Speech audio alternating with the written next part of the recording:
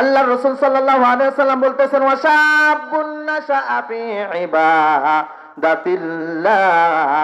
তাআলা, ওই সমস্ত যুবকরা, যেই সমস্ত যুবক ভাইরা যৌবনকালটা আল্লাহর ইবাদতে কাটাইছে, আল্লাহর ইবাদতে মশগুল ছিল, ভালো কাজের দিকে ধাবিত করত, মানুষদেরকে আহ্বান করত,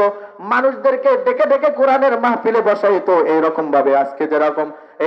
আজকে যেরকম বলরামপুর যুব সমাজ ভাইরা যেরকম ভাবে আপনাদেরকে ডেকে ডেকে ডেকে ডেকে আজকে মাহফিলে বসাচ্ছে, এইরকম ভালো কাজ যারা করেছিল, নামাজ প্রতিষ্ঠিত করেছিল, নামাজ কায়েম করেছিল, নামাজের দাওয়াত আপনাদের দ্বারে দ্বারে গিয়ে পৌঁছাইছিল, ওলামায়ে কেরামের মাধ্যমে আপনাদের দ্বারে দ্বারে গিয়ে পৌঁছাইছিল, এই সমস্ত যারা ভালো কাজ করেছে ওই সমস্ত যুবকদেরকে আল্লাহ রাব্বুল আলামিন কাল কিয়ামতের ময়দানে আরশে আজিমের ছায়াতলে ছায়া দান করবে। জোরে বলেন আরেকটি বার সুবহানাল্লাহ।